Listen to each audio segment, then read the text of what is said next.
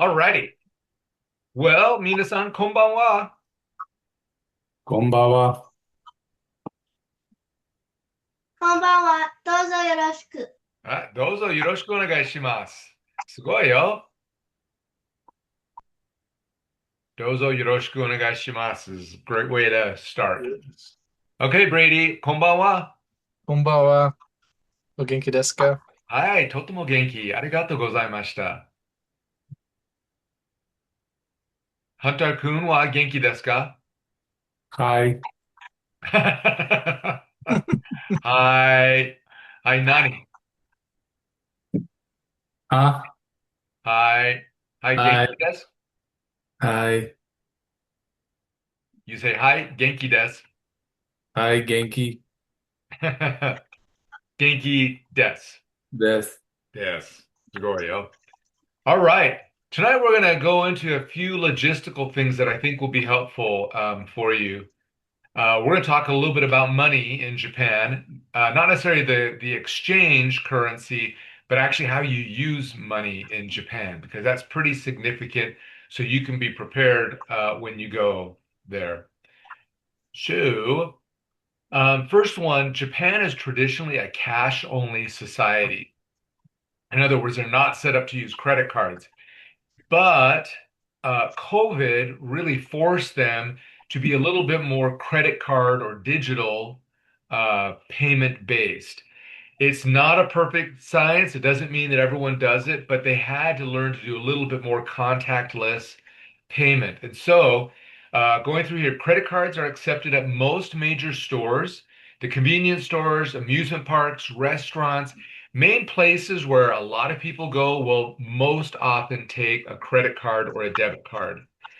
Be sure to check with your bank or credit card company so that they know that you'll be in Japan when you're there so it doesn't get flagged. Right? Just make sure to do that. However, there's a big however. There is no guarantee that any particular store will take a credit card or debit card. There are plenty that still do not take it. And so you need to be prepared for that. Small shops, your street vendors, street food, and things like that, souvenir shops often will not accept credit cards, with the exception of really large purchases. So if you go into a souvenir shop and you buy something that's pretty expensive, clothing or something like that, they likely will accept a credit card there. But to buy little trinkety things, they often won't. When you're in the airport, bus stations and stuff, they almost all do. Okay. Cash only for entrance fees to places like shrines and temples. They will not take you. There's just no credit card there. And there is an entrance fee.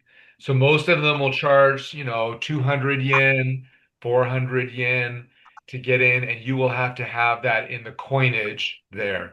So you're going to have to be able to have both.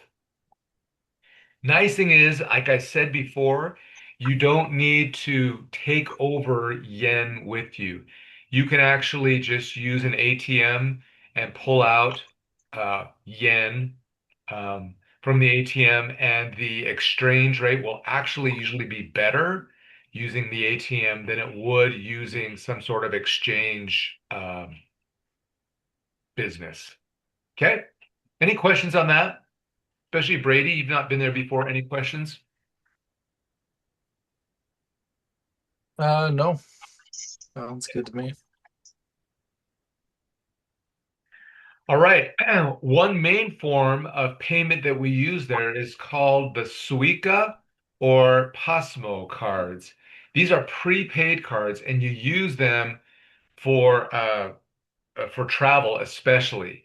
You prepay, so in other words, you charge them with money, and then when you go, for example, in the train station, you just simply tap the card on the turnstile, and it lets you in, and you tap it when you get off, and then it will subtract that amount from your prepaid card. So it just keeps a running total there.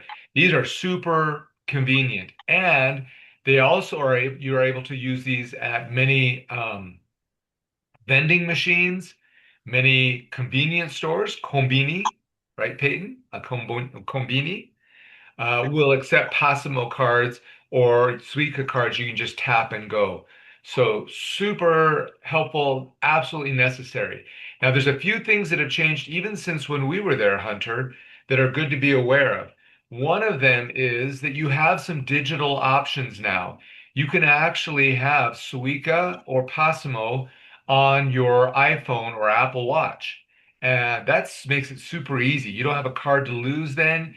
You just tap your phone or tap your watch and you're good to go. Android is not quite as smooth.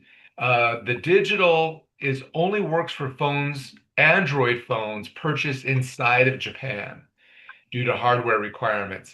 So if you've got a foreign Android, which is all of us, then that's not going to work. You're going to have the physical card. Okay. The physical cards, they also have a tourist physical card now, which doesn't require the deposit on it, but it does mean that you have to use all the money off of it when you leave. There is no refund back, and it expires in 28 days. So it's cheaper to use it than buying a permanent one like we did last time we were there, Hunter. But it has some limitations. We'll teach you how to use the Suica or Passimo card. You don't need to get it before you go. We'll get it right there in the airport. Uh, there's vending machines there, and you just simply purchase it there. And you'll need to pull out of an ATM your cash because you'll use that cash to charge the Passimo or the Suica card with money. It only takes cash. It doesn't allow you to use your credit card to charge the Suica card. Okay. And then you'll just monitor the amount that's on the card. And when you need to recharge it, there's places all over the place. You'll see them where you can put more money on your Suica card so that you always have a running balance. Okay. Core rules for the Suica, one card per person, so you can't share. So Estella and Braden can't share one card. You each have to have a card because you tap it when you go in and you re-tap it when you leave. And so having two people on one card doesn't work. You have to use the same card in and out. Um, it says no cross-regional travel. We're not going to have problems with that anyways, so we're fine. It doesn't work on the bullet trains. And like I said, there's an expiration and refund limitations, but we'll take care of that for you. How to use it, I already told you. You can use it for transport, trains and subways, as well as buses, and then also shopping, things like convenience stores, vending machines, things like that. There's a maximum of putting 20,000 yen on your Suica card, which is more than you'll ever need. You'll just, like I said, charge it as you go. Um, and we'll teach you how to do it when you get there. It's super easy to do. All right. The other things you want to be prepared for over the next little while. So this now we're shifting away from money. This is just general things that we need to be aware of. First one is be monitoring your airfare prices over the next 60 days. They will continue to fluctuate. Hopefully, they'll go down in price. And be prepared to purchase when you hit your good price. Um, for Salt Lake to Tokyo, generally a good price is going to be somewhere around $1,100. If it gets around $1,100, buy it. If it goes below that, really buy it and be ready to go. Now, I know some of you are also monitoring some other alternative travel arrangements like out of Las Vegas, or maybe you're also monitoring Zip Air. Keep monitoring those, and when you hit your price point, just buy it in the next 60 days. You don't want to wait until past the beginning of September, because that's when traditionally prices will just keep going up, and very rarely will they go down at that point. Okay? Keep each other informed as well. If you see a good deal, let other people know. We have one more hotel night to reserve based on our current travel plans of going on November 14th and returning on December 1st. That last night, we still have not booked a hotel, and I purposely done that because we're not sure if we're going to be flying out of Haneda or Narita yet. But we're going to need to do that here in August. Just lock it in. So watch for my notification. You may need to adjust your hotels based on your actual travel schedule. Some people have looked at alternative travel schedules, maybe leaving a few days earlier or returning a few days later, so you can get better deals. If you go later because for whatever reason it works better for you, just know that you'll need to adjust your own hotels to accommodate those variations in the travel. Does that make sense? Got it? Okay. We still need to purchase our Shinkansen passes and our Kintetsu, which is a train pass. The reason we haven't purchased those yet is because you can only purchase them 60 days in advance, and we're not in that window yet. And so I will be monitoring that, and I will let you know when that 60-day is. We're going to want to pull the trigger right there on that 60-day mark because we've got a large group and we want to make sure everyone is on the same train and even in the same train car would be ideal. And so to make sure that happens, I'll let you know what that 60-day mark is and when we're going to make the purchase, and we'll send that out and we'll have everyone do it. Okay? Also, I've reserved buses for 3 days of sightseeing, 1 day in Tokyo, 1 day in Kyoto, and 1 day in Okinawa. I've already prepaid the deposits on those. I'm not going to send that to you yet. What I'm going to do is just wait for the overall payment, and then we'll divide it up and we'll let you know. Most of those are between 50 and $75 per person per day, just depending on which day it is, how long, and where the destination is. Okay.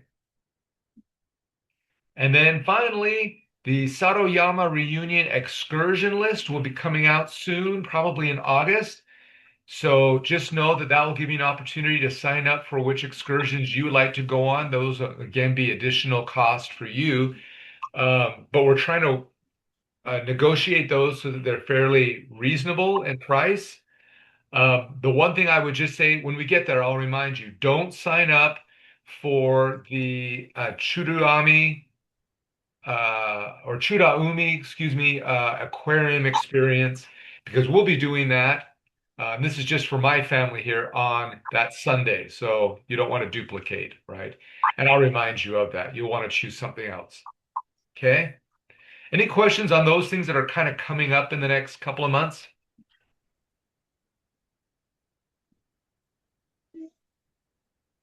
No? Brady, you okay?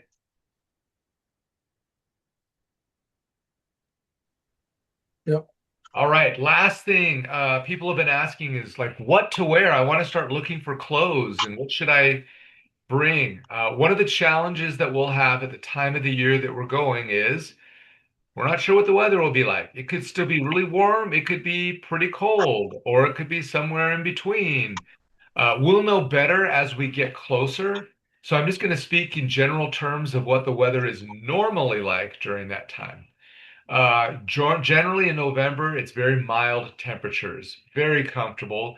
Daytime highs are somewhere in the mid 70s, which is super comfortable. You don't get sweaty, but you're also not freezing. However, mornings and evenings can be cooler. The low temperatures in the middle of the night might be in the 40s.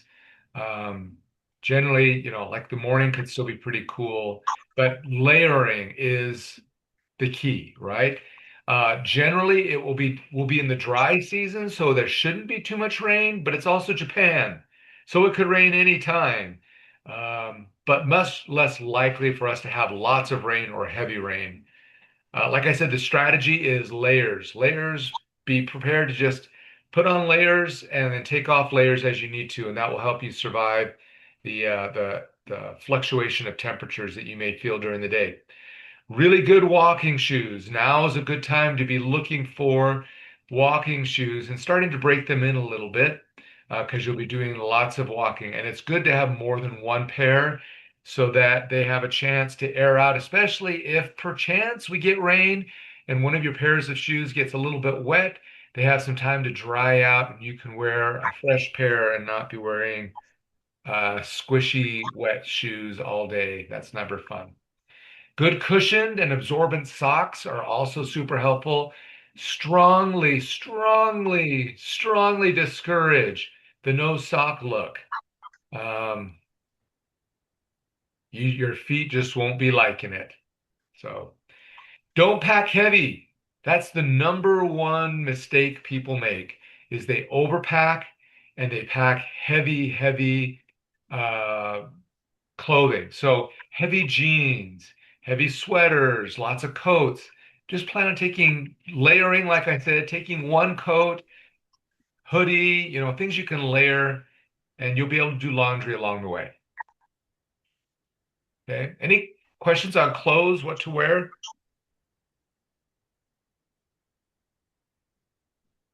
No. Nope. Estella or Braden?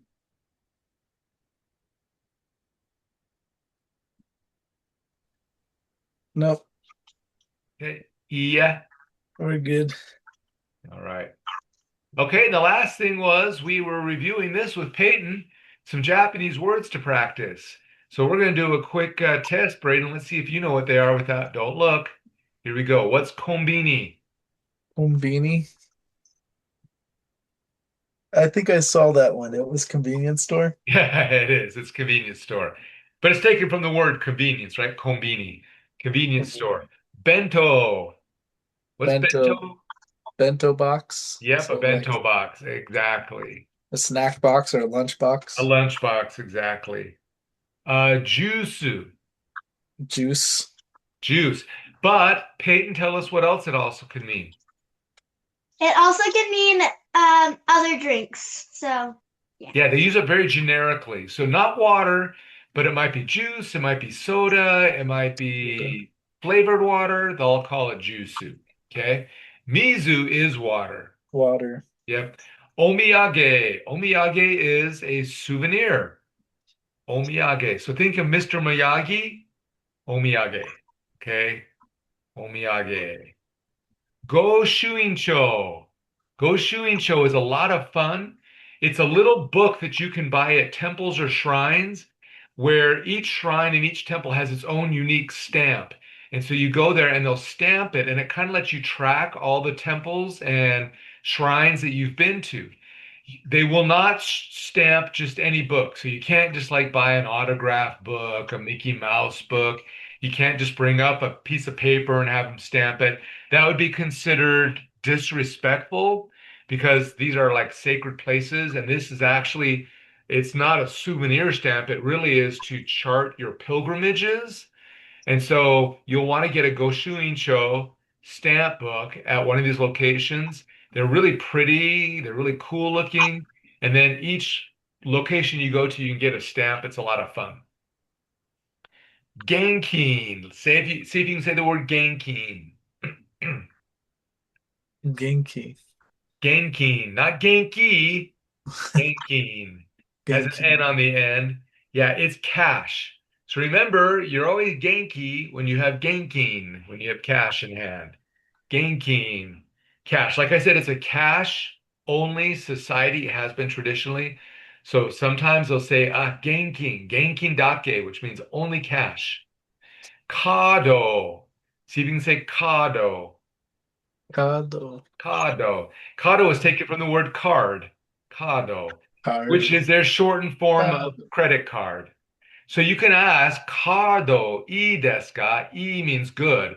I desu ka? Is a card okay? Kado, I desu ka? And if they say, hi, I desu, that means you can use your credit card or a debit card. If they say, yeah, genkin dake, genkin, then that means only cash. Okay? All right. Any questions you guys have? Because we're not going to see you for a month. Any questions you have on Japan? Nope. All So right. far, no. Nope. Okay. Well, thanks, you guys. Today was a quick one. I just wanted to get some information to you, and we'll see you in August. Okay? Sounds good. Great. Johnny. Done.